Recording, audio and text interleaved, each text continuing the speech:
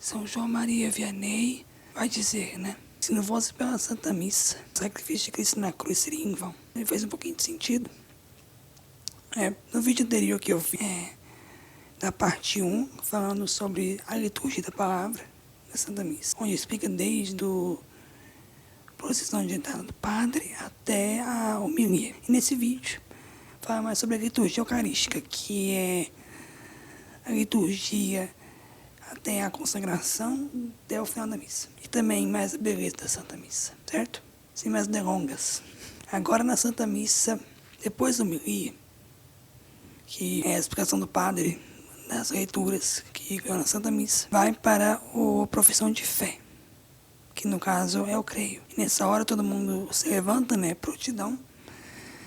E geralmente quando é aos domingos, se professa o creio mais longo, mas a gente mais conhece, que é o chamado credo apostólico, que significa que era a profissão de fé que os apóstolos professaram. Diz a tradição que os apóstolos professaram, que é o creio em Deus Pai Todo-Poderoso, Criador do céu e da terra, etc. e tal.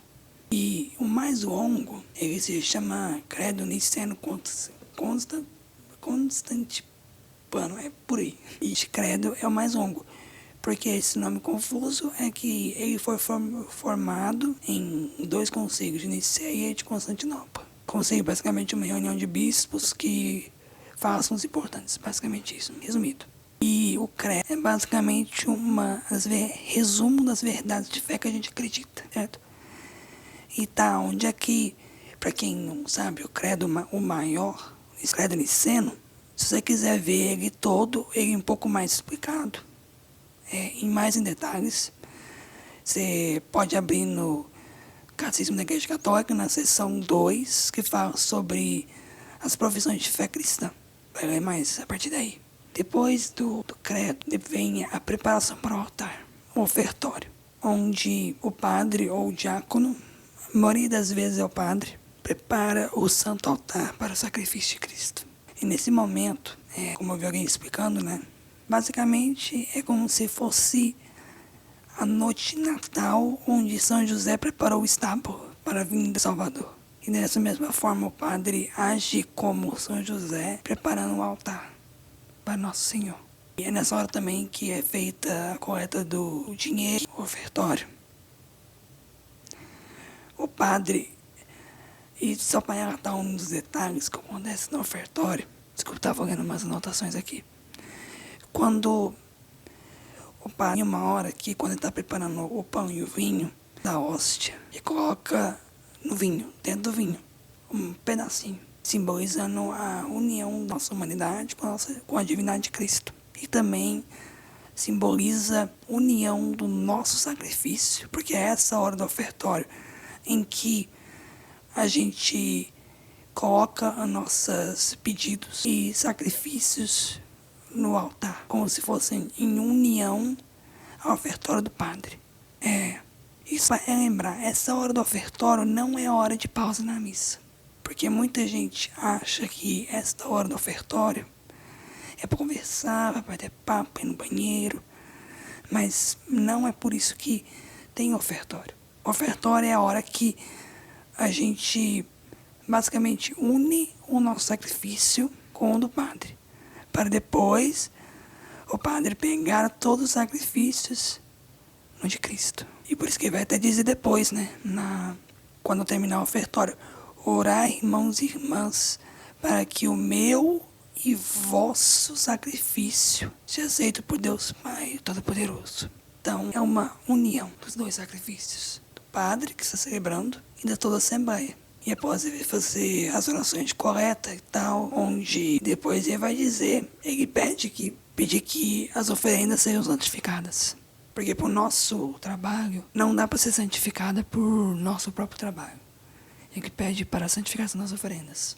É que, depois ele vai dizer, corações ao alto, nosso coração está em Deus. A gente eleva os nossos corações para que tenha esse encontro dos 2. Porque se a gente não eleva o nosso coração, a gente não prepara. São mais profundo. A gente eleva o nosso coração. Todos os nossos desejos e inclinações estão em direção a Deus, basicamente. E depois do que vai acontecer. Porque tudo isto é uma preparação para o que vai acontecer na missa agora. Depois, ele faz oração antes do glória, do Hosana nas alturas. E ele chama usando nesta hora que o padre, ele faz oração, convocando a Virgem Maria, os anjos santos. Ele basicamente chama os anjos para depois fazer o canto de louvor, o coro celeste. Bem, e nesta hora é que, na parte do Hosana nas alturas, a gente fala, bendito que vem. É o glória a Deus às alturas. É onde o céu inteiro clama e canta. Glória a Deus nas alturas. Depois disso é que vem o Senhor. Depois disso, o primeiro sino se toca, simbolizando se ajoelha e prepara o que vai acontecer. E o padre pede para o Espírito Santo santificar as oferendas. E nesta hora, as nossas oferendas, que eram imperfeitas, que precisavam ser santificadas, se santificam. Portanto, para mostrar isso, o padre, ele faz assim com as mãos. Para mostrar que, para santificar as oferendas, e nesta hora, não se pode colocar mais nada no altar para ser santificada, porque já está tudo pronto. E aí, o padre vai fazer as palavras santas benditas do santo sacrifício de Cristo. Porque até este momento, era uma preparação para a gente criar nossos desejos, nossas vontades, nosso coração, emoção, tudo para Deus, para preparar para a sua vinda. E ele vai dizer as palavras santas da transubstanciação, dizer um pouco mais prolongada. Ele tomou pão, deu graças, deu aos seus discípulos dizendo, tomai e comei, este é o meu corpo, que será dado por vós. E nesta hora, Cristo vem. O pão é transubstanciado, e sobre a transubstanciação e Eucaristia, foi mais profundo num vídeo anterior. É nesse momento que o Deus vivo está presente no altar. E você perguntar, é nesta hora que o sacrifício memorial vai acontecer? Na verdade, o sacrifício mesmo da morte de Cristo acontece um pouco mais tarde, que é a parte onde ele consagra o vinho. E antes disso, para mostrar que é a presença de Cristo mesmo, tipo, o padre se ajoelha diante da hóstia, como um maestro de São João Batista, né, para que ele cresça ou diminua. Depois o padre vai dizer, e no final da ceia, ele tomou o cálice, deu graças, deu aos seus discípulos dizendo, tomai todos e bebei, este é o cálice do meu sangue, o sangue da nova e eterna aliança, que será derramado por vós e por muitos, para a remissão dos pecados. Fazer isto em memória de mim. E nesta hora é que Cristo morre. E vai lembrar, Cristo não sofre na missa. É um sacrifício incruento, ou seja, não tem dor, porque o sacrifício cruento aconteceu 2000 anos atrás, historicamente. E claro, na Santa Missa é um sacrifício que aconteceu 2000 anos atrás, só que de uma maneira incruenta, certo? Então Cristo não morre na missa, como os protestantes acusam católicos de dizer que na missa nós crucificamos Jesus de novo. Isso é uma mentira. Claro, em filmes, pinturas, aparecem imagens de Jesus crucificado, porque também para direcionar os nossos olhos, para mostrar mais da realidade acontecendo. E isso é um mistério tão profundo que o padre vai dizer, mistério da fé. Depois vai dizer, quando comemos desse corpo, comemos desse sangue, lembramos da nossa morte e ressurreição. Vinde, Senhor Jesus. E portanto, após, de tanta luz, e o padre vai dizer as orações, com na paz, a alegria na sua presença, ó Cristo Jesus. E a hora depois da consagração do vinho, é que vem a preparação para a comunhão, que vem desde o Pai Nosso, da oração do Pai Nosso. E que oração excelente, que o próprio Cristo nos ensinou, essa oração. Onde no Pai Nosso até dizemos, os 7 pedidos. Pai Nosso, que estais nos céus, santificado seja o vosso nome. Venha a nós o vosso reino. Seja feita a vossa vontade, assim na terra como no céu. O pão nosso de cada dia nos dai hoje. Perdoai as nossas ofensas, assim como nós perdoamos a quem nos tem ofendido. E não nos deixeis cair em tentação, mas livrai-nos do mal. Desculpa, são 9 pedidos. São 9. Que nos prepara para a comunhão. Que pedimos, primeiro, proclamamos de Pai. Pedimos que o seu nome seja santificado, louvor, para que venha até nós, o seu reino venha até nós. Seja feita a vontade dele, assim na terra como no céu, não só no céu, mas na terra também. Que o pão nosso cada dia nos dai hoje, que pode também mostrar nosso sustento de cada dia, físico, humano, mas também como Eucaristia. Perdoar as nossas ofensas, perdão, como nisso também se pedimos perdão, mas também várias ofensas e prejuízos que nós temos, assim como nós perdoamos a quem nos tem ofendido. Humilhação, humildade, não deixeis cair em tentação, mas livrai-nos do mal. Depois o Padre faz orações de paz e também nos pede depois o convívio dos eleitos, para que tenhamos paz no coração e para que também o Padre rezando pelos vivos, pelos mortos, pela igreja inteira, pela Assembleia presente, também pede para o convívio dos eleitos, ou seja, para a gente que fica com Deus na eternidade. E tudo isso, claro, antes da Santa Comunhão, e após isto, vem ao altar de Deus, onde o Padre pega o sangue e o corpo de Cristo, que antes estavam separados, porque para acontecer a morte de Cristo, teve a separação do corpo e do sangue, por isso que se consagra o corpo e o sangue separado, não junto, para mostrar a morte. Porque na crença onde Jesus morou, o sangue simbolizava a vida. Portanto, que quando tinha vinho numa festa, era a vida da festa, era a alma da festa. Era o vinho, porque simbolizava a vida. E quando o corpo separava do sangue, quer dizer que era a morte. E no Cordeiro de Deus, propriamente dito, o Agnus Dei, o corpo e o sangue são unidos novamente. Eu não sou digno de que entreis em minha morada, mas é uma palavra que seis salvo.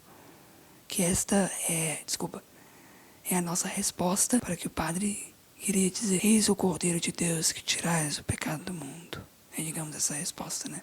Depois vem a Santa Comunhão, e a terra se toca. E este momento é onde a divindade de Deus toca a nossa humanidade. Este é o momento onde a gente pode ter um momento íntimo com Deus, na Santa Comunhão. Não é a hora onde a gente só recebe a comunhão, vai sentar e fazer outras coisas. E também tem que receber a Santa Comunhão com reverência. Que existem 3 formas que a igreja deixa receber a Santa Comunhão. É em pé com as mãos, na boca, na língua, e ajoelhado. Pessoalmente eu prefiro de joelhos porque é uma reverência mais ao nosso Senhor Jesus Cristo, posta em nós. E vale relembrar também que na Santa Missa a gente faz 4 atos para Deus. Que, desculpa, eu esqueci de mencionar antes, mas melhor mencionar que nunca. Fazemos 4 atos: adoração, reparação, louvor e pedidos. A adoração que a gente faz é a adoração perfeita a Deus na Santa Missa, porque está presente fisicamente, que é o maior louvor que a gente possa ter de Deus. Por quê? Porque o Padre na missa, ele age em persona Christi, na pessoa de Cristo. Então, o que daria mais glória a Deus Pai do que propriamente Deus Filho? Né? Fazemos também reparação, que na Santa Missa, quando o sacrifício é feito na oferta do pão e do vinho, alguns santos vai dizer que todos os nossos pecados e imperfeições são perdoados, do mundo inteiro são perdoados. Este é o tão valor de uma Santa Missa. Este é o valor da Santa Missa. Portanto, existe uma história onde navegantes iam para a Índia e basicamente o barco era minúsculo. Eles iam morrer. E na tripulação existia uma mulher com um bebezinho. E o capitão pegou essa criança no meio da tempestade, levou ela para cima e disse em voz alta, gritando: Senhor, nós somos pecadores. Nós merecemos morrer nessa tempestade, mas essa criança, ela é inocente. Deixe-a viver. Nós merecemos morrer, mas ele não. Ele é inocente. E disse que a tempestade parou na hora. Portanto, se Deus foi misericordioso com aqueles tripulantes por conta de um bebezinho inocente, o quanto que ele teria misericórdia de nós quando ele vemos seu próprio filho, inocente, que morreu por nós. É o valor de uma Santa Missa. Um outro ato, pedidos. Pedidos porque Os nossos pedidos irão fazer tanto valor na Santa Missa. Porque Jesus está lá, porque Deus Pai está lá na Santa Missa. Irão valer muito mais no Santo Sacrifício. Voltando para o rito da comunhão. Depois da Santa Comunhão, vem o desmontamento do altar, onde os paramentos usados para o altar são guardados com reverência. Depois vem o rito final, os ritos finais, onde termina a Santa Missa.